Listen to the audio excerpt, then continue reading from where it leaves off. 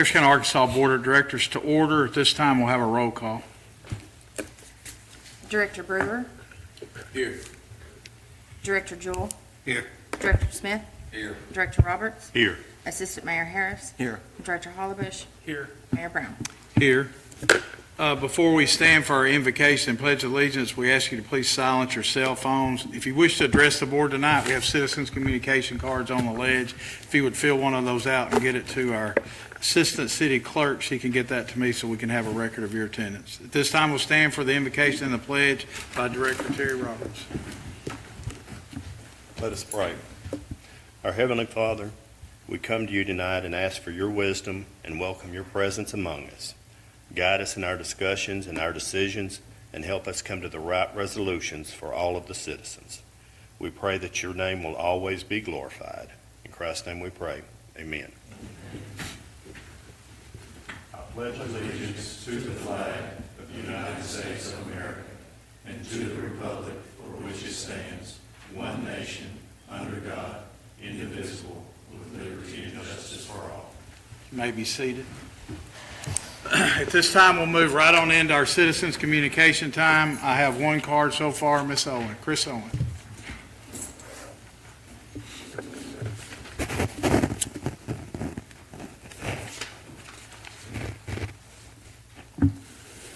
Don't look at me like that, Steve. Mr. Mayor, Board of Directors, good evening. It is another opportunity to share with you guys some things that we have planned in the next few months. But before that, if you will, I would like to give a certificate of appreciation to Director Terry Roberts and to Director Danny Jewell for their participation in our 2005 cleanup. Thank you. Thank you.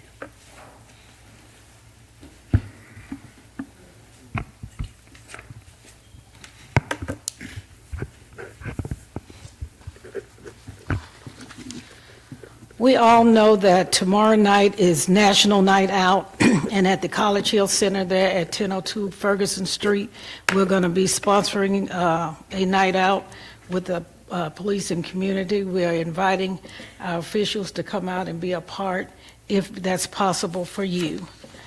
Then on October 17th at the Arkansas Recreation Center, we are going to be having our third annual First Responders Feeding, where we feed all of our first responders. It's going to be held from 11 a.m. to 2 p.m., and we certainly want you to come by and be a support to our first responders.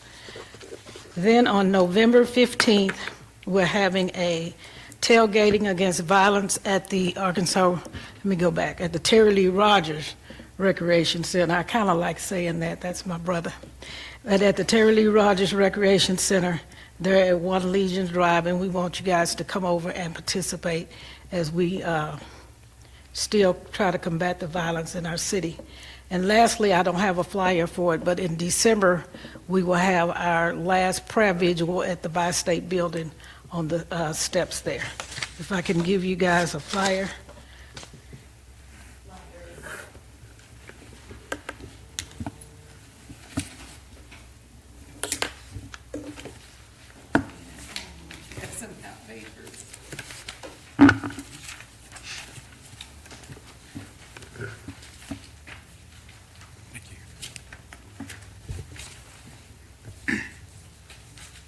Thank you.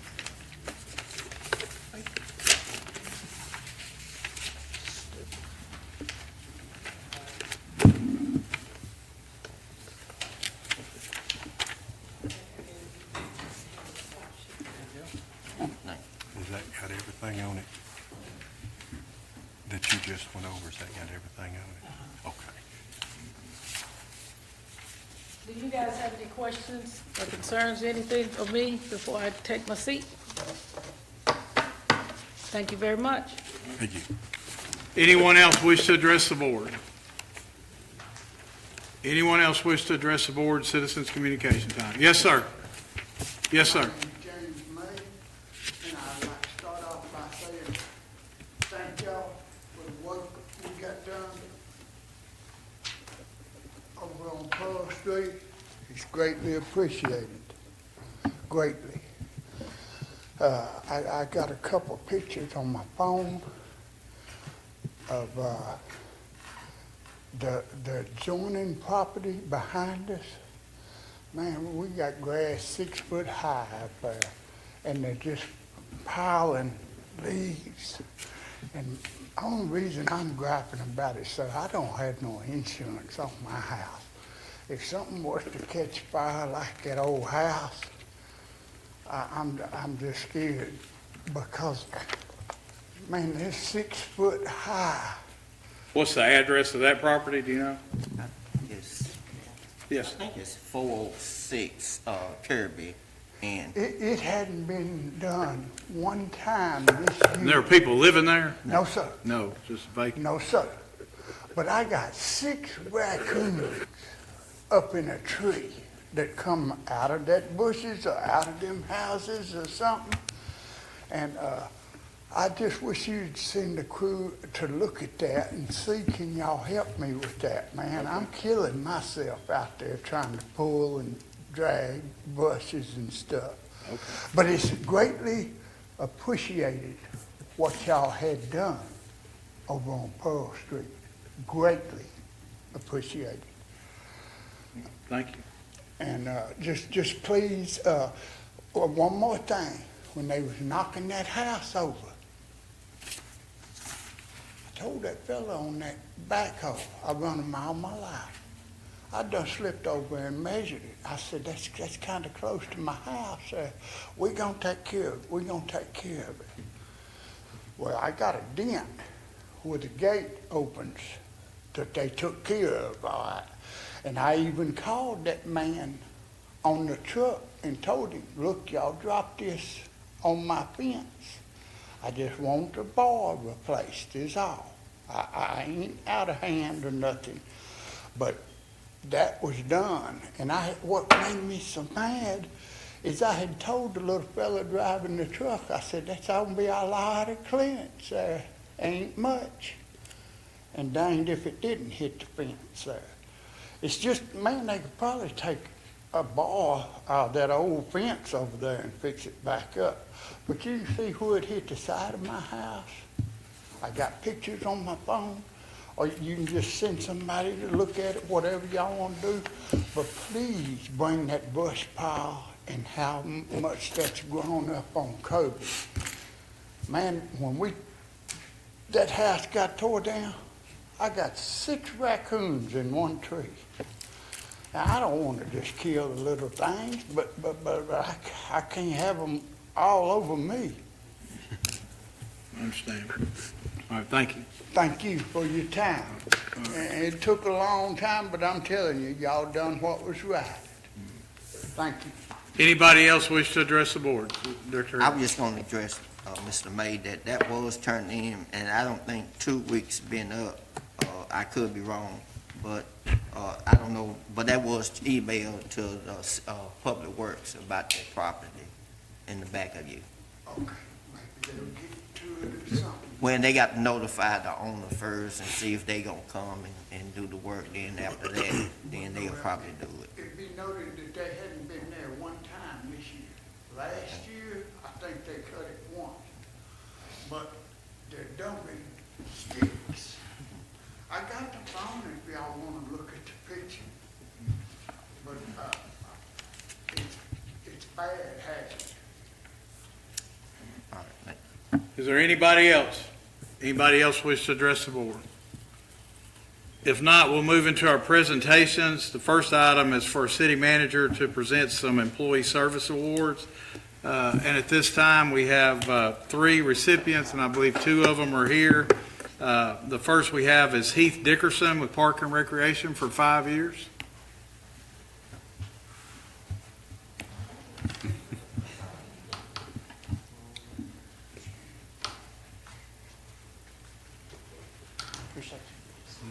We'll get a picture of it.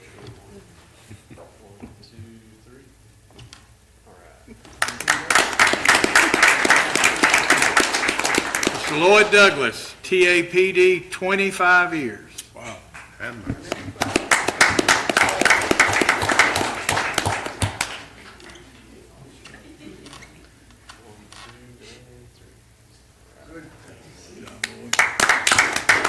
And then I'm not sure if he's present or not. William Daughtery with TAPD, not present today. 10 years of service. Y'all give him a round of applause. Next in our presentations, I have a proclamation that was presented by Director Assistant Mayor Harris, a proclamation declaring October the 12th through the 18th, 2025 as Black Restaurant Week. I'll read the proclamation, then he and I will go down for some photographs. Black Restaurant Week, October the 12th through the 18th, 2025. Whereas Texarkana Black Restaurant Week was established in 2020 and strives to promote the many black-owned restaurants and food service providers throughout Texarkana, Arkansas, and our metropolitan area. And whereas Texarkana Black Restaurant Week is an opportunity for black-owned restaurants, food trucks, and caterers to offer dining meals to bring in another level of customers through their doors. And whereas the goal is to stimulate the economy, impact in local restaurant industry for black-owned businesses and raise awareness of these businesses in the Texarkana metropolitan area, and it allows the region to support minority-owned eateries. And whereas supporting black restaurants plays a crucial role in achieving socioeconomic upliftment and the sustainable implementation of these beliefs will strengthen our communities and open opportunities for future generations. And whereas this week will also highlight the culinary skills of the community's new and emerging chefs, food truck events, caterers, and long-established restaurants. Now therefore be it resolved that I, Alan L. Brown, Mayor of the City of Texarkana, Arkansas, do hereby proclaim October the 12th through the 18th, 2025 as Black Restaurant Week in the City of Texarkana, Arkansas, and I urge all our citizens to join in this special observance. It's signed by our City Clerk, Heather Sawyers, and myself, Alan L. Brown, as Mayor, and at this time, I'd like to present this to Director Harris.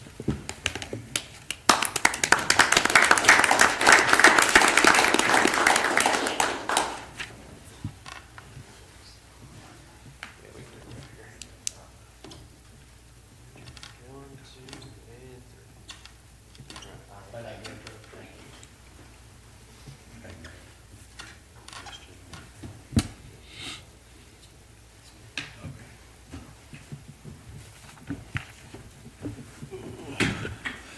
Before we move into our consent agenda, Director Roberts informed me you have someone you'd like to speak. We're through our citizen communication time. Would you like to address the board? Yes.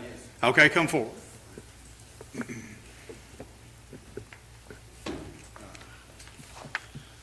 Sean Taylor.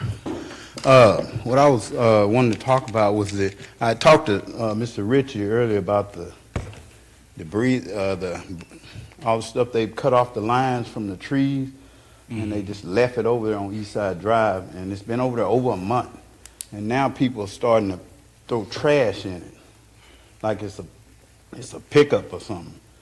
And also I wanted to address about the other lights that we talked about getting. Yes, sir. So we got the lights installed, correct? Yeah. Yeah, and you I said we haven't- might get. Yes, I haven't talked to Streets yet because they were going to go down there at night and evaluate it, because our ordinance says every 300 feet, so we typically don't space them any closer than that. But they were going to go out there at night to check on that, and I haven't heard yet. So let me get with them tomorrow, find out if they've done that. Now, on the brush cleanup, that's the same thing. I sent that to SWEPCO as well. I thought they were going to get on it pretty quick, but apparently not. Yeah, So it's I'm going to have to still follow there. up on that one. Yeah. I know I sent another request for an alley over off of 12th Street, and they seem to get that one pretty quick. So I assumed that they got that at the same time since I sent those together, but apparently not. So let me follow up with them and see what the holdup is. And okay, I appreciate that. I also wanted to address the fact about the bridge around there. We have a timeline on that bridge going to be fixed. It brings a lot of traffic around through there. It's already a high traffic area, and that bridge that y'all said the state or whoever's condemned it unsafe. On see, But it's just sitting there like that other bridge sit for over a year probably. Do we have a timeline on that bridge? I'm sorry, I don't right now. I wish I did. It's currently with the engineers with the state to evaluate and get us a timeline and a repair and everything. I'm sorry, we've got no control over that aspect of it, but I'll keep pushing to try to get something done, because I know it certainly inhibits the travelers over there. And I got one more thing, and I'll sit down. The lots over there, I got pictures of them. I mean, they way up, they're tall as a house over there. It's next to me and just. The empty lots there Oh, on yeah, the east those side, lots are bad over there. Have you been through there? last time I went through there was probably not long before you and I spoke that last Yeah, time. But they were up then, and they're out of control. And these people are getting these lots and living out of town, and they're not taking care of them, and it just Yeah. makes the whole area look bad. Yes, And, sir. there's one over off Lincoln and Bismarck. That lot's been up forever. I don't know who owns it, but it's just, they were cutting the right of way on it, but since David, stopped working with them, they don't even cut their right of way no more. David, Cornelius, was working, he was cutting it, because they cut that talking side about over along there. the trail? Yeah, but it's right on the other side of the trail, off Bismarck and Lincoln. Uh-huh. It's been up, I just never had got a chance to get up here and talk about it. But those lots are bad over there. It's, it makes that whole area look horrible. If they're gonna own these lots, they need to be cut, or the city cut it and charge them, or whatever. Yes, sir, that's the struggle. We get many It's of those bad. out-of-town It's owners. deer running all through here, and, you can't stop that, but, Yeah. they need to be cut. We'll check those lots out. Okay, all right, that's all I have. Thank you. Yes, Director. Mr. Taylor, you forgot one thing, the sinkhole over there on East Street. yeah, he said the that- sinkhole. See, I thought that was gonna be is that not gonna be with FEMA, those sinkholes on the side of the road and the curve when you come off? On the east That's- side? That's very dangerous. I don't think we can wait on FEMA on that. They gotta put some dirt in there, do something Okay. until they get, cause the big cones, Mm-hmm. it's just laying in there and you can barely see it when your lights hit it. Mm-hmm. And I mean, you really need to go and look at those. I mean, that's dangerous. For a car wheel or something going there, it's total. Okay. It's real bad on both sides of the road in the curb, right when you come off the viaduct, in the curb out, used to be a fish market, right there. Mm-hmm. Yeah, I know the area you're talking about. Yeah, somebody needs to look at it. I thought Mr. Rogers said he's gonna look at it, but it's still just cones out there. Those cones been out there for over a year or so, and nobody's did nothing with that road. Okay. Yeah. Okay. All right, yeah, I'll check that out. Yeah, Tyler, I have one comment in regards to the Public Utilities Commission. We've had that occurrence before. We have a cutting crew, and then we have a cleanup crew to come behind that crew. And what we've experienced in the past is that they will get pulled off to go do some other service calls, and then they will come back and eventually pick up those limbs. Mhm. And so that's probably what you'll hear once you communicate with Holly and Lisa on that. Yes, sir. Yeah, I've heard that. I've probably had 10 to 15 of these issues across the whole city, Yeah. everywhere they've been cutting. So we're having to send in quite a few requests to get those picked up. One's on Blackman Ferry Road. I'm not sure. I'll have to Please check check. on that. Okay. But they do eventually come back and get those picked up. We just need you all's patience just a little bit more to get those limbs up.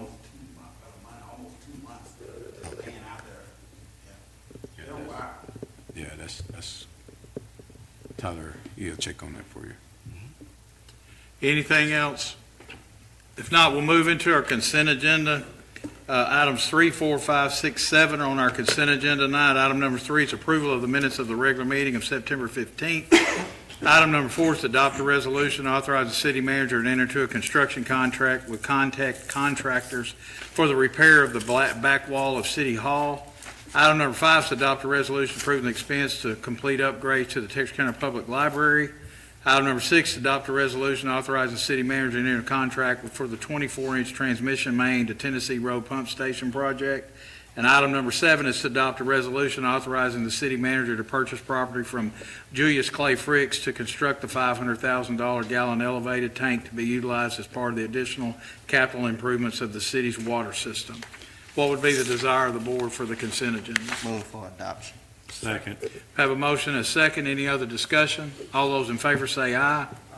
Opposed? And the consent agenda passes. Moving into our regular agenda, we have two items on our agenda tonight. Item number 8 is to adopt a resolution authorizing the city manager to enter into a lease purchase agreement for 3 Toyota vehicles from the Texarkana, Arkansas Police Department. Zach White.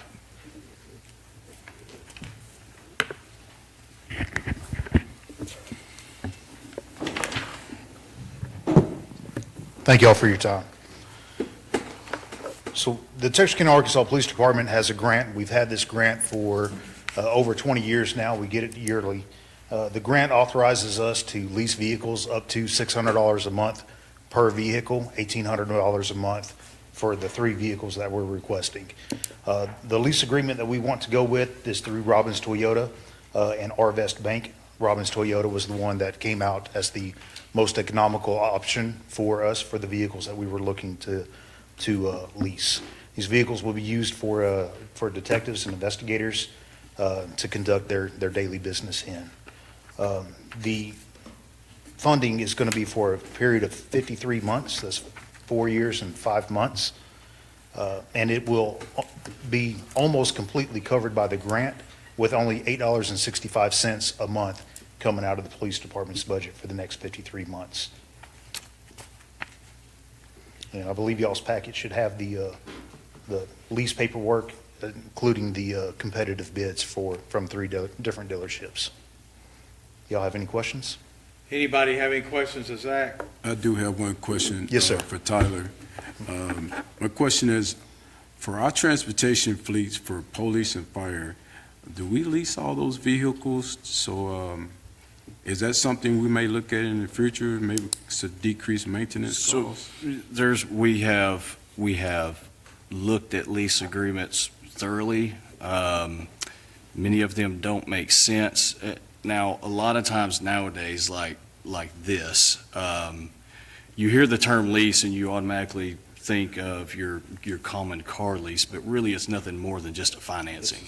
That's all it is. We own the vehicle at the end of it. We own it outright. We don't have to make any large payments or pay for damage or anything like that. We own that vehicle. It's really nothing more than just a financing. Now, we've been back and forth with Enterprise several times over the last few years, trying to work out a plan to get our fleet up to date and cycled to where we're not losing money on that. We're getting rid of vehicles at appropriate times where we can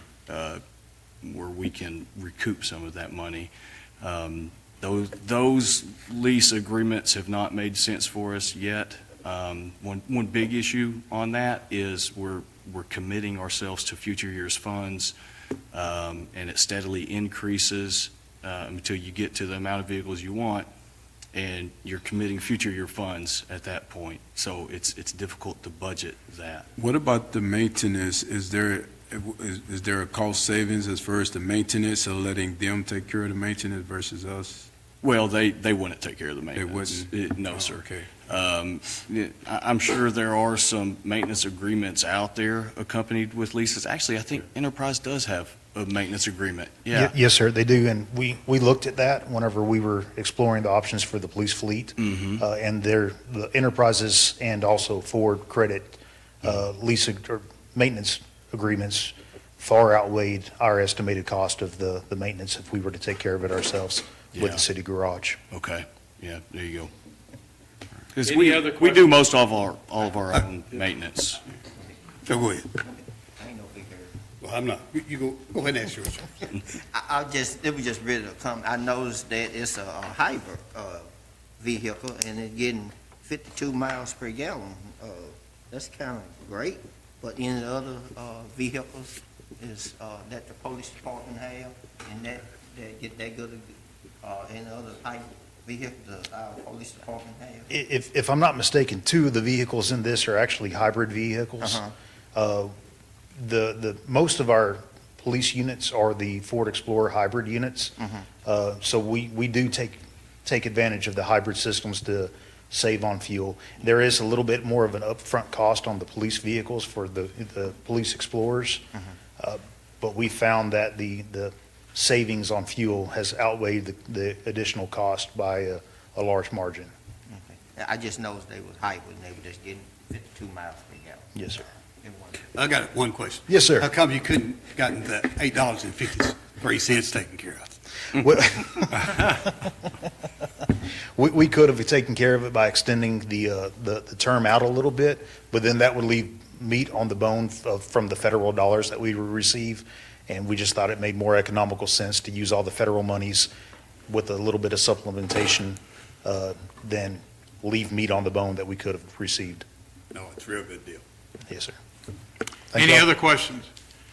If not, I'd instruct the city attorney to read the resolution. Whereas the Texarkana, Arkansas Police Department is requesting the approval of the Board of Directors to authorize the city manager to enter into a 52-month lease purchase agreement with Arvest Bank for 3 2026 Toyota vehicles, and whereas detectives conducting criminal investigations must have affordable, reliable transportation to conduct the day-to-day business of which they have been charged, and whereas the agreement will be funded by grants from the Bureau of Justice Assistance and the state's Drug Control Fund, and whereas the agreement has a total price of $85,300 plus interest, with all but $458.45 funded by grants, and whereas bids were received and the agreement contains the lowest price bid on each vehicle. Now therefore be it resolved by the Board of Directors of the City of Texarkana, Arkansas, the city manager is authorized to enter into the agreement described herein in the amount set forth above. Pass and approve this 6th day of October 2025, I'm sorry. The city attorney's read the resolution. What would be the desire of the board? Motion to adopt. Second. Let's have a motion and a second. Any other discussion? Could you call the roll? Director Brewer, Yes. Director Jewell, Yes. Director Smith, Yes. Director Roberts, Yes. Assistant Mayor Harris, Yes. Director Hollibush, Yes. Mayor Brown. Yes, and the resolution passes. Moving on to our last item on the agenda tonight is item number 9, is to adopt a resolution approving the streets to be included in the street rehabilitation program using the general obligation bond fund. Tyler? So I hope you all were able to look at and review the email that I sent you on Friday with the list and kind of explaining a little bit, but I did throw a little presentation together to recap some of that and go into a little bit more detail. So if you remember back in August, I brought you the results of that street study. I showed you this same table back then, and this is just a breakdown of our roads.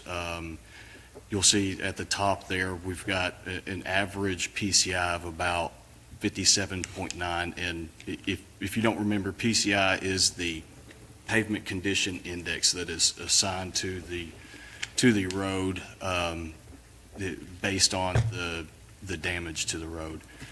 And then there at the bottom, you've got the average PCIs by ward, and they range from 50.7 up to 58.7. So we're able to utilize this street study to come up with the priority list, and there's a formula that assigns a score to each one of the projects. And I wanted to tell you a little bit about that formula so that you know how this list was derived. So 56% of that score is the pavement condition, how bad the road is. 22% is the traffic volume or street classification, and I apologize, I shouldn't say traffic volume because it's not truly volume. It's not a car count or anything. It's just by the street classification. I'll go into more detail on that here in a minute. And then 22% of it is a cost-benefit analysis. So to break down the pavement condition portion of that score, when the first step of the street study is they drive every single road and they note all of the distresses in the pavement, and there's an international standard, it's an ASTM standard that they use to calculate the pavement condition index. And it takes into account 20 different pavement distresses, 7-8 different types of cracks, potholes, rutting, slippage, all sorts of pavement distresses that you could find. All of that is put together, and then a PCI is assigned to that street. Tyler, let me interrupt you. You saying they, who's they? The street study group. Well, who are they though? Who's that InfraHub. group? I'm sorry, their company name is InfraHub. And that is a company out of, Tracy, do you remember where they're out of? They're not around here. No, they're not from here.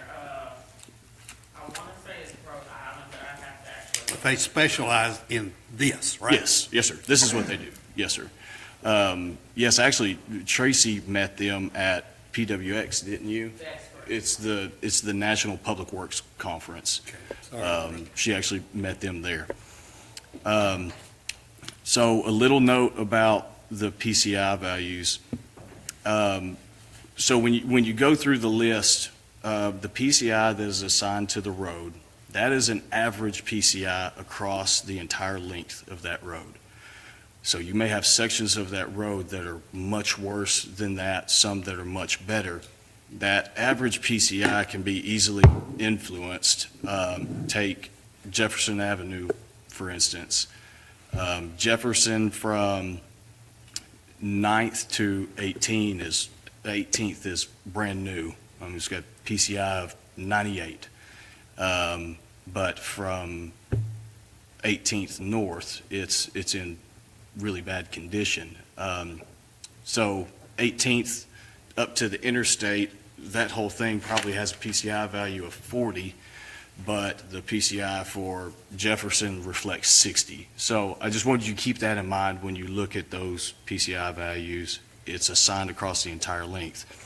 But what I wanted to be sure is that these projects were analyzed based on section PCIs and not the average across the entire length.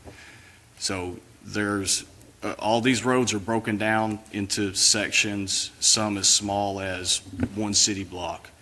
And these projects are derived off of those sections, not necessarily the entire length. Hey, Tyler? Yes, sir. With that being said, being that we know that there are sections that are, I guess, kind of manipulated because of, the whole entire area. Did you take into account to break it down to still give a true reading of what that road really, what the number really is because of the new section and the old section? Because we know the sections, and so Yeah, that's what I'm asking. Even though the numbers say this and the estimation says that, but we know. Yeah, that's what I'm saying. Yeah, I think- Everything was analyzed based upon small sections.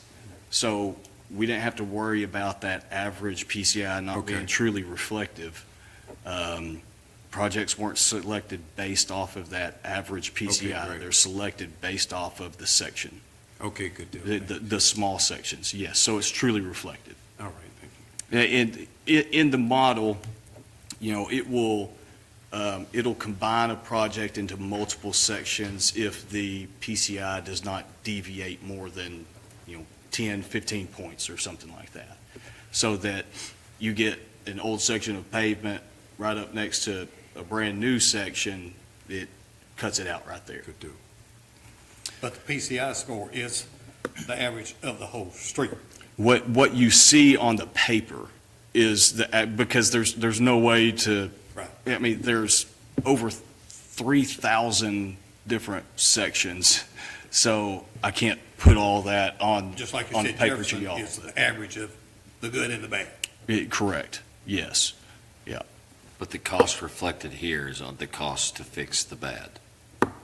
Correct. Okay. Yes. Yeah. That the projects that are there are not necessarily the entire length of the road. There are many projects there that are the entire length. I mean, some roads are nothing but 100 yards long. So yes, certainly some of those are the entire length, but if they're not the entire length, the project limits are on that sheet. Okay. Okay, it looks like I went through all of that, sorry. So the PCI, the projects were analyzed based on those section PCIs as well as the total length of poor pavement in poor condition. So you get a true reflection of Well, the now, actual. Before you move on, Mhm. this formula that you arrived at, How did you arrive at that? Who came up with The InfraHub, the street study. the same people that came up with the PCI score, came up with this formula? Correct. 9%? With my input, yes. So we let them know what our priorities are, or, I'm sorry, not priorities, parameters. So we want to evaluate based on the condition, the street classification, and we want the best bang for our buck. So that gets put into the model, and then that's what spits out. That formula was again 50? It's 56% pavement condition, 22%. 22. Yes, sir. So roughly,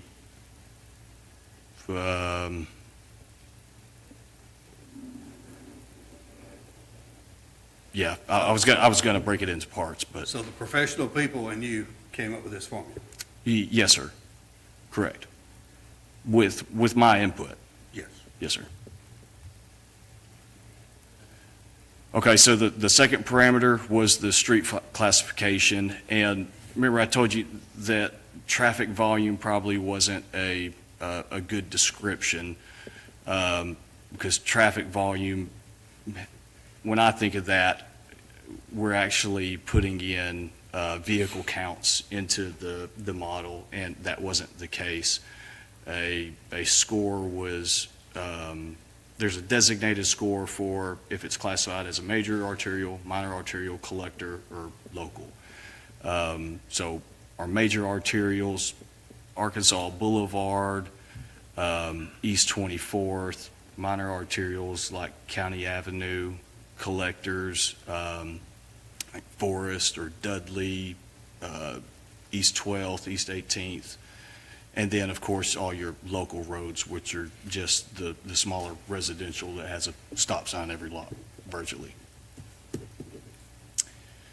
And then the third piece was the cost-benefit analysis. So it takes into account how much you're extending the life of that pavement, or how much life you're giving to that road for how much it's costing. So you may, and that's based upon the treatment type that you assign to the project. So you may go out, and we don't have any of these in the priority list, but you may go out and do a fog seal on the road, and that extends the life for 5 years. Fog seal is a cheap treatment, but it could be a means of getting you 5 more years out of that road. It compares that with, we go do a full rehab, we're going to get 15 years out of this road, it's going to spend a lot more money. So a score is assigned to it based on virtually the best bang for your buck. So we want to be as efficient as possible with our taxpayer dollars through this bond. So that's why the cost-benefit analysis is a part of this equation. And in fact,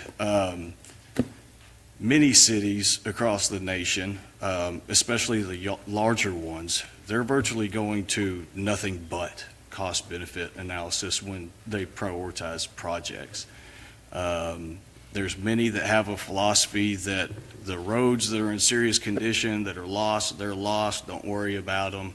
We're going to put our money where we're getting some true benefit, which we don't have that luxury right now. We've got many bad roads that we need to get taken care of.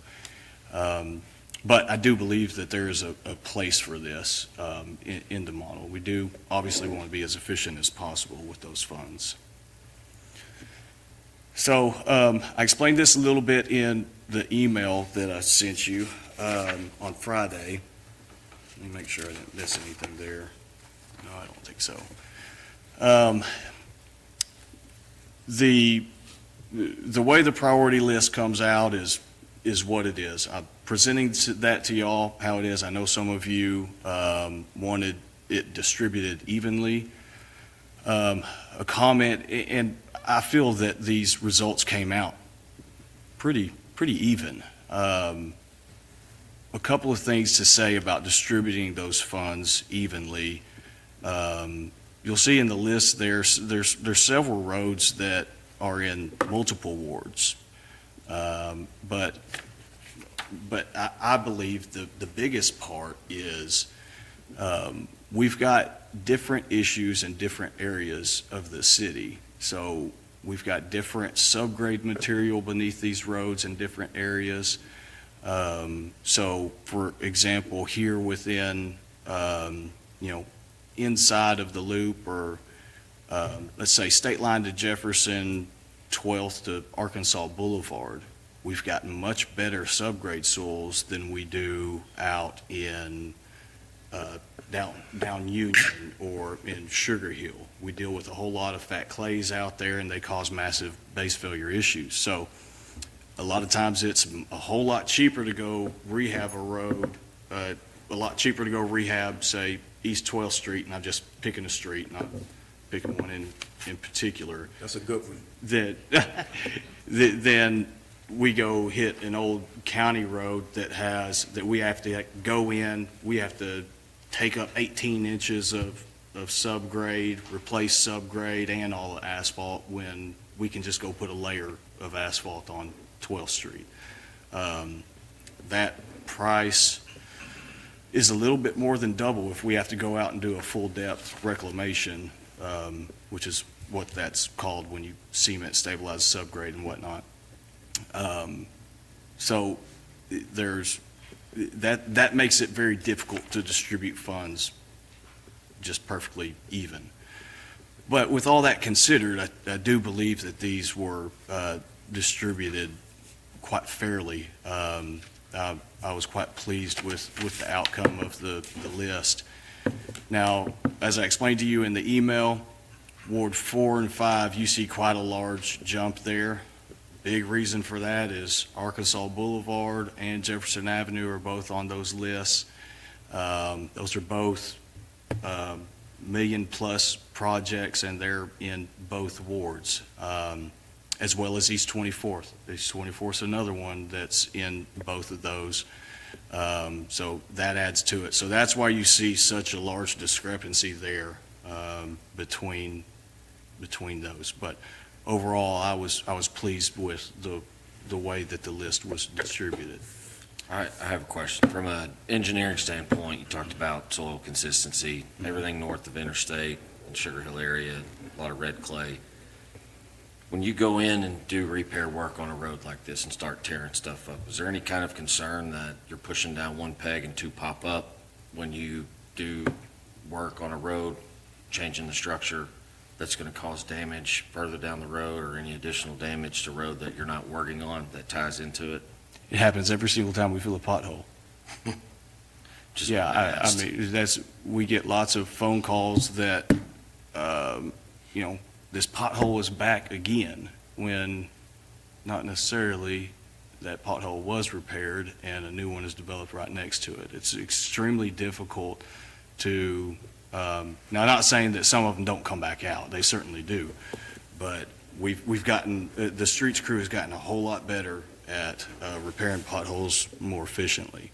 But a lot of times that will happen. It's very, very important to keep water from penetrating the asphalt, and that's very difficult to do once a pothole is formed, even after you patch it. Are we contracting all of these jobs out? Are we doing any of this in-house? I foresee contracting 95% of it, if not all. Are any of these chip seal jobs, they're all, They could be, but that's going to depend on engineering. Every single one of these will go through engineering, every last one of them. And there are some more rural roads on here that a double chip seal surface could be suited for. But I would say those are pretty few and far between. and will these be bid as individual projects? Are we looking at like 50 different projects? Are we going to group them together, or? Yes, one sir. big Yeah, project? well, I'm glad you brought that up, because it made me think of another point. But yes, sir, we'll group these projects together, by areas, to try to to try to get some better costs, economies of scale type deal. I don't know what those combinations are yet. I would have to do a good bit of work going through all of it and kind of trying to map it out. But yes, we'll certainly group projects together. Now, some of the bigger ones like 24th Jefferson, Arkansas Boulevard, Sanderson, maybe those get bid out individually, maybe not. It just kind of depends. We'll do what we believe will be the best use, get us the best deal. And you asking that made me also think some of these roads included, if they came up on the priority list and they're in a small subdivision, take for instance Pine Trail and Pine Trail Circle. Pine Trail pops up on there. There's no sense in going and doing Pine Trail and not doing Pine Trail Circle when it's a very little amount of more work. I don't feel like that would be a very wise use of the city funds. So we did that in a few different places. We did that with Niffen, Charles Morrison, Park Place. I think there were a couple of more, Castle Ridge. But it doesn't make any sense to go in and just do that one section of road when the ones coming right off of that are just as bad nearly. So you'll see those in there as well. That's all I've got. Y'all have any questions for me? Well, outside of the major repairs like Jefferson, Yes, sir. 24th Street, what might a typical repair look like? I mean, is it overlay? Is it, what's it? A vast majority of our projects are going to be full depth repairs because we Would do you- have a lot of base failure issues. Depths of repair to how? Full depth repair. So a full depth repair is to how deep? It could, depending on the road and the traffic volume, it's going to depend. Some may pulverize and go down 8 inches in cement, stabilize, and then come back with 2 inches of asphalt. You may go down to 10 inches. It just kind of depends on the traffic volume on that road. All that will get determined during the engineering process. So we'll be looking at, most of it will be nice, new asphalt we'll be driving over, right? Every bit of it will be nice new asphalt, yes, sir. Yeah. If there are base failure issues, we will go into the base and fix the base before it's paved. A smooth ride. Yes, sir. Anybody else have, Director Harris, you said you want to speak. I haven't said nothing yet, but I want everybody else to get to. Does anybody else want to say anything? I ain't gonna Not probably right take a now. while. I'm through for a minute, at least. Does this list need to be approved tonight? I mean, we haven't even got the funds for this yet. Is there any hurry to get this done, or is there any flexibility on this list? The board, the list is what the list is. It's, each project is spits out a score based on that formula, and that's it. So there's no biasness or anything anywhere. I think it needs to be passed tonight because this is what we talked about as far as the transparency. Where's this money going to go and how are we going to do it? One thing we haven't talked about is the drainage.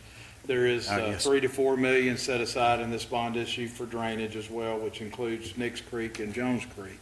And the other thing is, it's being transparent. It's putting the streets that we're doing right now is projected using the street study with the money that we already know that we can get. We can talk about that here in a minute too, as far as the funds, and letting the citizens know this is where the money would go when we get it. And you put it in a resolution, and that's where the money will be spent, period. We'll not move this money around. We won't go do another project. We won't do anything with this money but what this resolution says. And it needs to be passed, in my opinion, it needs to be passed tonight before these town hall meetings and all those other things start, so that people will know this is what we said we're gonna do with the money. Because my town hall meeting is the 21st. First, I mean, yeah, I believe so. I mean, I would like the chance to start talking to Mhm. folks in my ward about, Yeah. this as Yes, sir. quick as possible. And one point to make also is, just because a road is not on this list, it doesn't mean anything. We've got to get some work done, and if we don't pass this, if the bond is not passed, those roads that are not even on this list are gonna be even further from being repaired. So even if one's not on this list, it only gets us closer to getting those done, and that's the point I'll be trying to make. It also frees up our crews to focus on some roads that aren't on this list, that need to be taken care of as well. Anyone else? Well, now, let's be clear. Now, our resolution, this is Exhibit A. This list of, these streets are on Exhibit A as far as our resolution, right? Yes, sir, the So, list that are you've we got there in your bound? packet. Are we bound to these streets by this resolution? We've got to do these streets. Yes, sir. And these streets only, right? Well, So one thing I did was, so you notice the yellow highlighted row and then the green highlighted row. The yellow highlighted road is at the 21 million mark. Right. So we're estimating we're going to get 25 million from this bond, 3 to 4 of it on drainage. We've got 21 left. I extended that list out to 25 million because our estimates are conservative, and I believe the mayor's going to talk about some investment stuff here in a minute, about getting some additional money, so we might be able to extend that list some. So I included those projects out to 25 million so that we've got more of a list to work with if we have more funds available. Because we don't know the exact amount that the bond's going to come back with as well. But my point being, we're tied to Exhibit A. Yes, sir. Exhibit A doesn't include anything other than what's listed in Exhibit A, right? Correct. correct. So, Yes, sir. We're tied to these roads if you pass this But tonight. if we look at all of Exhibit A, we may not get all those done, but my terminology would be is we go from one all the way to where we can, because there's 3 big factors in this. First and foremost is the bond issue, certainly on November the 18th, has got to pass. If it doesn't pass, it doesn't matter what we put on that list. So we're the ones that's going to have to help make sure that that bond passes. The second thing is you won't know exactly how much bond money you're going to get until the bond is actually issued. And there's typically, in my experience, there's typically more money available than what's there. When I say more money, maybe $400,000 or $500,000 more dollars. There potentially might be less, but I doubt it with the rates like they are. It's probably going to be more. So you pick up a little bit of money there. There's also the possibilities of these are, in my opinion, and meeting with him, is they're pretty high estimates, which means when these jobs come in, they may be less than what's there. So you approve more streets on that list, and that's what his obligations and Public Works obligation, in my opinion, would be, is to keep picking up streets off this list as the money becomes available. Then you have the big issue, and that is, we're going to get all of this money up front. And one thing being transparent is that these streets will not get done tomorrow. These streets will not even, we will not even be funded this money if this passes in November to possibly late April or May, when the city actually has the funds. So in the meantime, when the bond issue does pass and we know that we have the authority to issue those bonds, then we can start bidding some of these streets out and doing the engineer. I mean, there's $500,000 in this bond set aside for engineer work. So that can start, so that you can start rolling around. But the point is that it could be, my guess would be at least late 27, maybe even early 28 before that list even gets done completely. if you stick with the 40 or 51 or 52 it's on there if you didn't get any additional money. We're hoping we could get maybe to 64 or 65 on that list. So it's going to be that time. So what do we do in the meantime? Is one thing that we worked on this afternoon is to look at an investment strategy, meaning that you're going to have 20-something million dollars sitting in that bank. We're not going to be using it.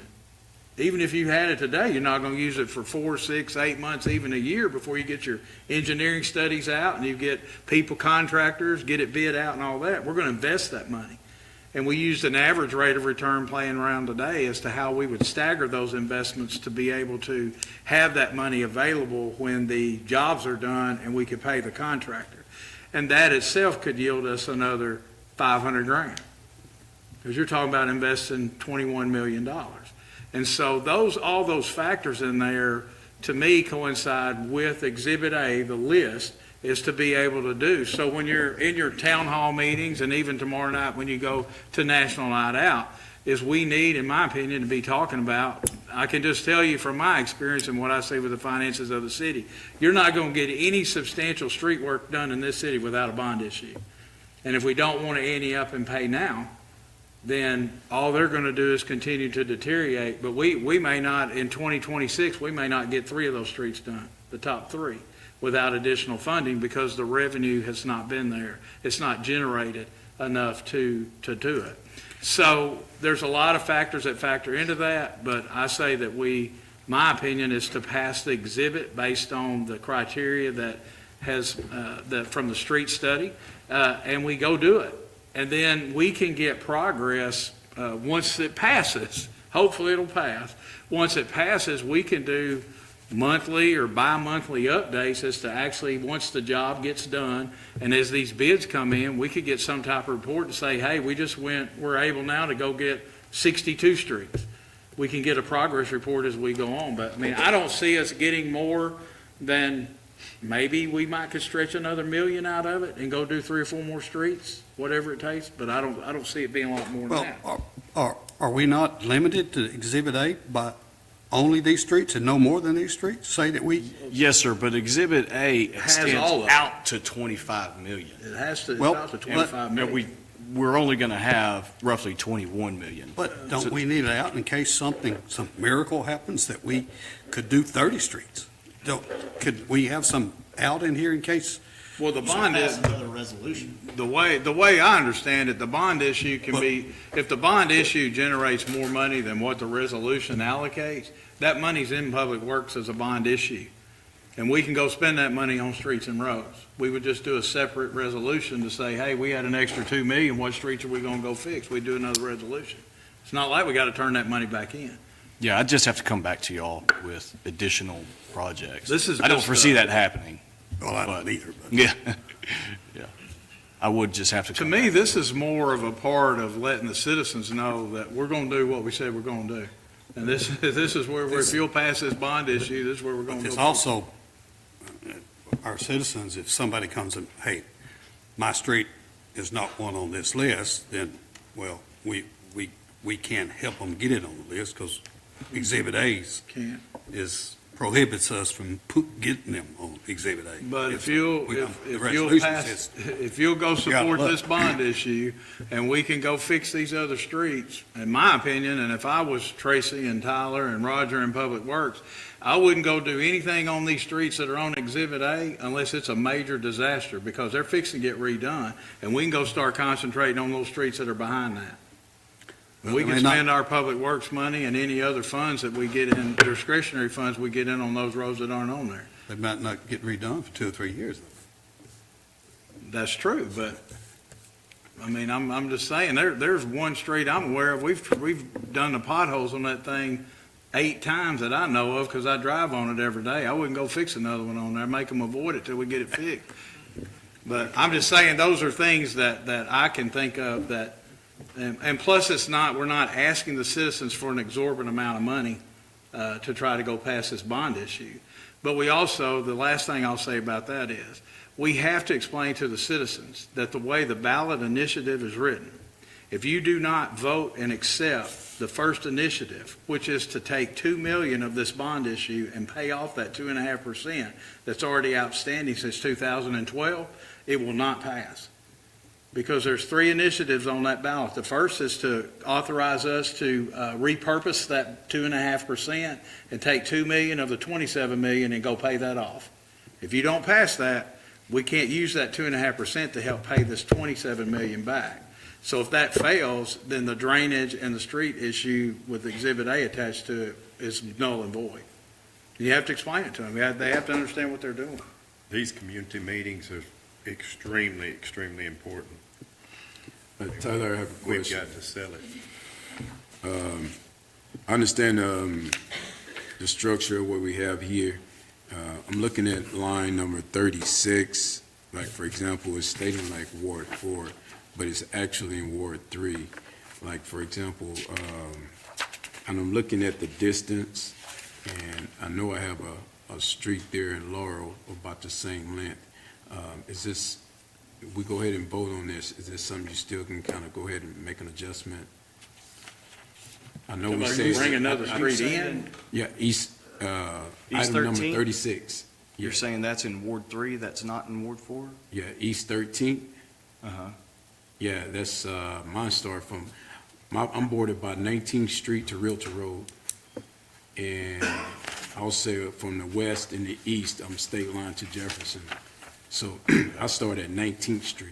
Yeah, It was at 18th Street, but we know we redistricted several years ago. they must have got the wrong ward in there. I Yeah. apologize. And so I'm saying, being that that's not my ward, so I won't lose a street repair. I know we still have several in the area, like Laurel and several others.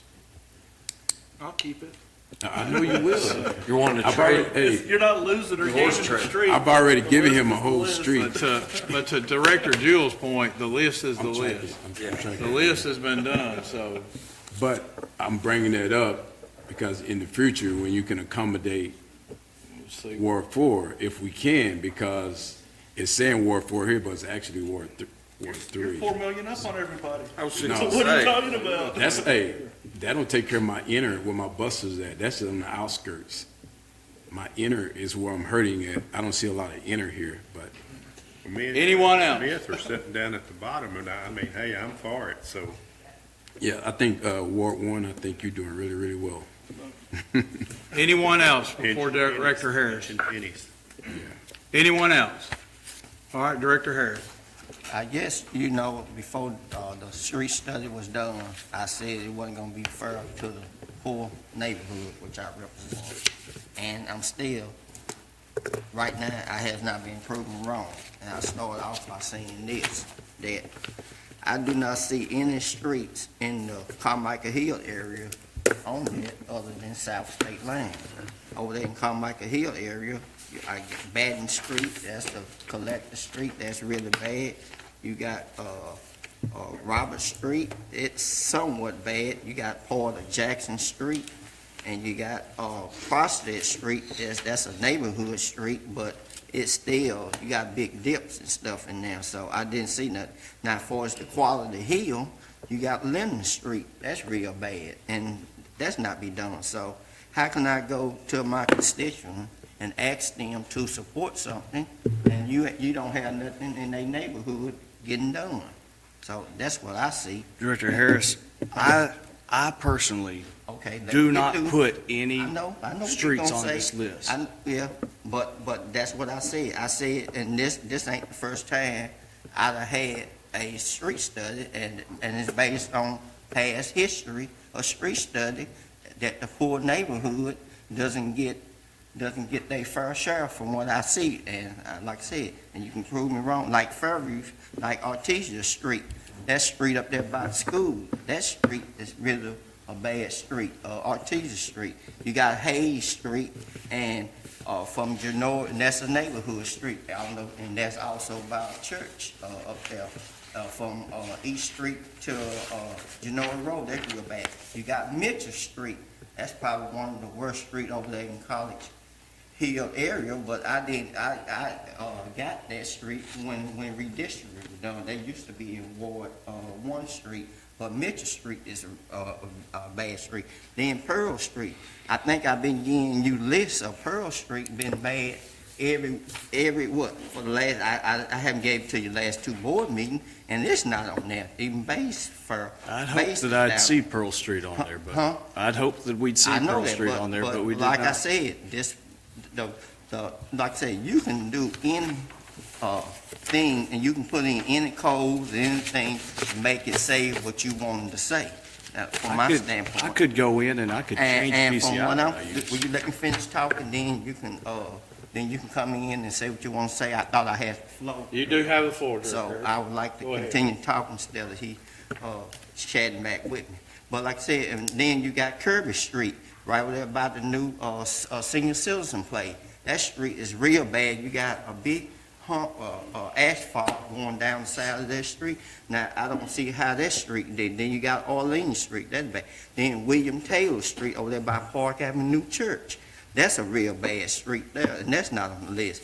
And, you got, Delaware Street over there by Bright Star Church. That's a bad street. Then you got Mary Street, from Edward Street to Division Street. Now, I'm assuming that the part of Division Street you're doing, that may be somewhat in Carmichael Hill area if you're doing on the west side of East Street from that going down there to Robert Street. But according to the last MPO meeting, we was trying to make that a continuous street with the Arkansas Highway Department, so there would be a continued collector street from the Highway Department, or where it's a highway road, because part of the division is from Genoa Road all the way to East Street. That's the highway do that street. Then Arkansas Highway Department, then you got East Street, which that's a highway street. So I don't know how my rating gets so high when you got two highway streets, part of that would bring the rating up high. And that's what I'm saying, like Baton Street, how many potholes I would request for that. So my thing here, how can I go before my constituent and tell them, hey, what street you done, and then list the street that you got on here? Like I said, I don't see it. Well, I don't see right now even me worth trying to have a meeting with my constituent and tell them that, because to me, I would concentrate on some Thoroughfare Street, yes, like Pinehurst, yes, I would have did that, because many pothole requests I gave you for Pinehurst Street, yeah, that need to be done. But then you got another street over there, Seaver Street, that just is bad. That's a third way street, and that's where you got where the part of part of where the bridge is out there. Now that street, that is just as bad. But my thing is, how can I go before my constituents and say, hey, this list, no, they say, where's my street? Okay, then Fox Street. That's a really bad street, even though it's not per se a collector street, but all that bad street there. Then Cleveland Street, from Stephanie Street to Division Street, that used to be a street that was concrete. That the base fell so bad that the city did cover it over, asphalt it back in 97, 98. But you asphalt over concrete street, and that ain't gonna work. And then that street is real bad. So I'm getting, now that's close to my neighbor, but the neighbor asked me, when that street gonna get done?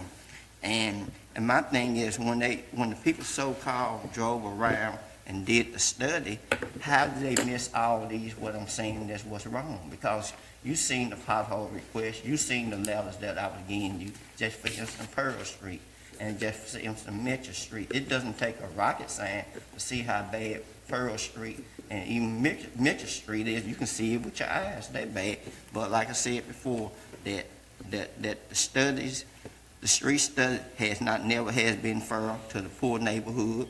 I don't see it ever being. This is the third street study I've been here on this board that came before this governing body. It has not been, just like when you did the creek study. That wasn't a good thing, because you left out one of the worst creek there was over there, Jones Creek. You left that out of the equation, but you basically did the creeks on the north part of of the city. I'm not saying none of these streets in Exhibit A or Exhibit B should not be done. I'm gonna say that too.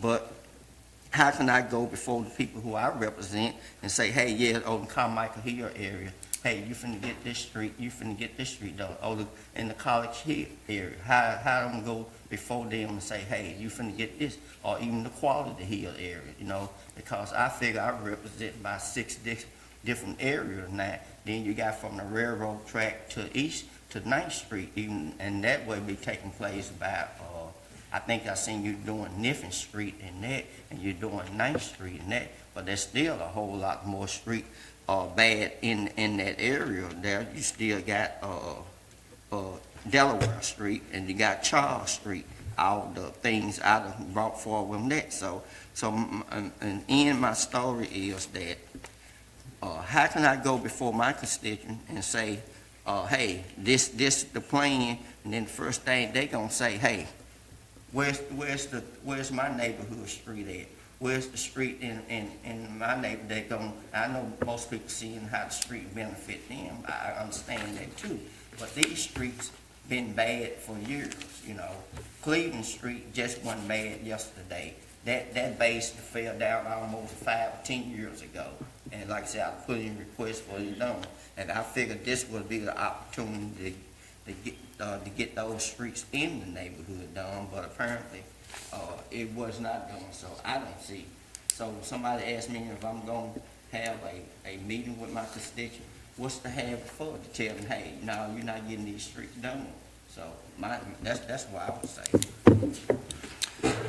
The way I'm going to sell it is, and I understand everything that you're saying. I do. I understand the frustration. I agree with Terry wholeheartedly that it's our responsibility to sell it to our constituents in a way that it's what's best for the city. If we go about it, ward versus ward, then that's what it's going to be. It's our responsibility to sell it. I just did the math real quick on any and all the streets listed that are major or minor arterial, which I think we can all agree, the Arkansas Boulevards, the Jeffersons, South State Line, even Sanderson. Everybody utilizes it to take the kids to school. Those are streets that are used by people that live in all 6 of our wards. And so the way to sell it, I think, is just doing the math real quick on major and minor arterial roads. You're looking at $6.5 million being spent right there. That's going to better major roads across the city. Yes, from a neighborhood standpoint, from a local standpoint, it may appear to some that there's favor given here versus there. I think that we have to sell the formula that's been set forth. Nobody had control over it. It was done from the beginning, top to bottom, what's worse. But the selling point is not that you're getting your neighborhood road fixed. It's that collectively as a city, we're getting money invested to make the city better. That's the way I'm going to try to pitch it to my constituents. I think from the get-go, you've expressed interest in only wanting $3.5 million to go fix streets in your ward. You're getting $3.6 million and doing 10 roads in there. So how are you going to decide, if it was up to you, which one of those lists of streets you have on that list? How are you going to please all those people on that list and try to go fix them? I will answer your question. I would go by at first who come to the meeting, and I would go by past pothole requests. I would go by how long the street's been bad, just say like Mitchell Street. I'll use that example. Even though Mitchell Street, then I didn't get into my ward maybe 3 years ago when the redistrict, but that's one of the worst streets over in College Hill area. I would do Hayes Street. I would do them 2 streets, then I would move into another area. I moved to Quality Hill area. I would ask them, hey, what's the worst street over here? They probably gonna say Batten Street. That's a thoroughfare street. People leave that going from coming in from South State Line, coming over. They probably say Batten Street would be the next street. Then coming down through the center of Ward 2, Preston Street, that probably be another good street to do. That's a collective street. So that's how we do it. But then again, I would still have something to meet with the resident and ask them, hey, but from what the list there you would have now, I'll put it like this, if the resident want to meet with me, I will go out and meet with them, but I'm not making no request. I'll put it that way. Anything else? Anything else? Hey, Tyler, I just got one brief question. On Arkansas Boulevard, I understand that, that 1.23 miles, that's, east of Jefferson, is that correct? I don't see the project limits on this list. The project Yeah. limits were in the North sheet State that's, line to Nick I Creek. believe it was Yeah, from, it's 26. I believe it was from North State Line to Nix Creek. North State Line? I believe so, from North State Line to Nix Creek. All right. That's correct, according to the list you emailed us. Yeah, okay. I do have a Any- question, actually. yes. Thanks, Tyler. If a street, if a street's concrete, are you gonna concrete the street back, or you just gonna dig it up, put asphalt over it?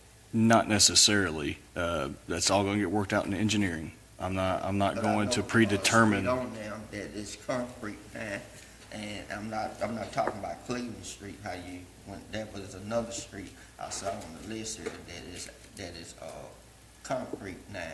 Are you gonna go back and put, and come think about it, even Sampson Lane, I didn't even see that on the list. Bad that street. It's on there. It's on there. So we have lots of asphalt roads that have concrete beneath them. And I accounted for all of that in the estimates, so you may see concrete on there. But the removal is accounted for within the estimate. Yeah, I see. Sampson Lane, $1.7 million street to get done. Mhm. And it's concrete. I have not determined that any of these are going to get replaced with concrete, nor have I determined they won't. To me, if it's concrete, you need to go back. I seen Texas side over there doing Beverly Street. All those streets that was concrete, they going over in Beverly and replacing with concrete. Beverly is not a rich neighborhood now.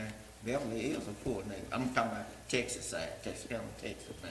And I noticed recently, they doing it now. They replacing concrete back with concrete. If you go into a concrete road and replace sections of it, yeah, it only makes sense to replace they with concrete. replace But the if whole- you're doing the entire length, you They have doing more the entire options at that length. point. They doing the entire length. Okay, concrete is 4 times I the know what expense concrete is. of asphalt, 4 times. Right. Because Well, I haven't are you gonna hire determined engineers? that. Okay. I'm being quiet. I got another question to ask you. Go ahead. What about you hiring an engineer? And I was told that was part of you getting this job. You was gonna hire an engineer. Are you gonna try to find an engineer? Because just say, for instance, you was to hire an engineer, if you can find one to hire for the city, that probably gonna save us roughly, what, $2 million or more. Correct. So Yes, what is your roughly process? 8%. Hmm? Roughly 8% of the What is total. your process now? Are you even looking for an engineer? No, because it's not budgeted. I assumed those duties as city manager to save the city $100,000 a year and budgeted that position at 0. So if you do an engineer, can you do these streets here then? No, absolutely not. Okay, so- I don't have a single bit of time we've never had an engineer position that could do these streets. Never. The city has never had a dedicated city engineer position. So are you gonna try this year to budget for an engineer? If it works, yes. But even if we had a dedicated city engineer, there's no way that they could design every one of these streets. There's no way. It's not possible. I'm going to have to take these and split it up between different engineering firms with 4 or 5 engineer teams. And I can't even give them all to one firm. They wouldn't even be able to handle it all. Anything else? If not, I'd instruct the city attorney to read the resolution. Whereas the city of Texarkana, Arkansas has called a special election pursuant to ordinance number 20-2025 for the purpose of submitting to the electors the question of issuing capital improvement bonds and levying a tax for the purpose of financing street and drainage improvements. And whereas the city commissioned a comprehensive street condition study which analyzed pavement condition, traffic volume, and cost-benefit considerations, and produced a priority list of streets most in need of improvement. And whereas it is the intent of the city board that the proceeds of any bond authorized at said election, together with the tax revenues pledged for repayment, be allocated and expended in order of the priority list attached hereto as Exhibit A, so as to maximize efficiency, safety, and fiscal responsibility. Whereas while it is the intent of the board that projects be undertaken in the order established by the street study, for purposes of cost efficiency, streets located in close proximity may be combined and bid together, even if such grouping results in certain streets being improved out of strict numerical order on the priority list. And whereas the attached Exhibit A provides a yellow line to indicate a $21 million limit on original estimates of the bond proceeds, and a green line that expands the scope of the projects to $25 million should the bond sale return a higher value. Now therefore be it resolved by the Board of Directors of the City of Texarkana, Arkansas, that upon approval of the issuance of bonds and levy of tax by the qualified electors of the city, the proceeds of such bonds after payment of issuance costs shall be dedicated and allotted to the improvement, reconstructions, and rehabilitation of city streets in order of the attached Exhibit A priority list. Pass and approve this 6th day of October 2025. City attorney's read the resolution. What would be the desire of the board? Motion to adopt. Second. Let's have a motion and a second. Any other discussion? Could you call the roll? Director Brewer, Yes. Director Jewell, Yes. Director Smith, Yes. Director Roberts, Yes. Assistant Mayor Harris, No. Director Hollebush, Yes. Mayor Brown. Yes, and the resolution passes. This time, we'll move into Board of Directors' commentary. Is there any board member that wishes to address the board or the citizens? Any board member? Yes, I have some briefly. Had an incident yesterday when my son got choked, and I had to do 3 rounds of CPR in the Heimlich to get him back on, get him back breathing. I want to take this time to thank LifeNet. You know, during that period, it was still, the adrenaline was running, and it was really a tough situation when you're doing it with your family member. It brought back memories when I was in Iraq and having to do combat life-saving skills or what have you. So, Darren, I just want to say thank you for LifeNet for getting there in a timely manner. They was, they was on the point. And also, I want to thank St. Michael's for the job well done there at the ER. I think we really need to ensure that we give our local professionals their flowers. The day shift, the night shift, they're in the ER, Dr. Gaitner, Rochelle, Sam, Andrew, Cade, all of those nurses and doctors and physicians have done just a great job. This happened yesterday. This is the second time I've seen my son die and actually come back. I just want to thank God and thank God for all the professionals out there that's doing their jobs. And so just want to say that. And also I want to thank TASD, Bright Futures, for allowing Capital League, which to mentor, to partner with Bright Futures. And Capital League is a mentoring group from 6th grade to 12th grade that'll be mentoring young men. So I want to thank TASD for that, for opening that door. That's all I have, Mayor. Anyone else? Tyler, do you have anything else to add? Just 2 quick items. I wanted you all to know that Dr. Hickerson at the chamber, she's in the back there, and Jerry Brewer, a local commercial real estate broker, he's got a vast amount of experience in the College Hill area. We've formed a small team to go after a grocery store, to recruit a grocery store for the College Hill area. I believe a lot more is going to come out of that small team there, but I'm very grateful for Dr. Hickerson and Jerry, their willingness to assist in the matter. We're currently gathering data to put some marketing material together to provide to potential suitors, and we'll keep you informed of our efforts and any updates we have there.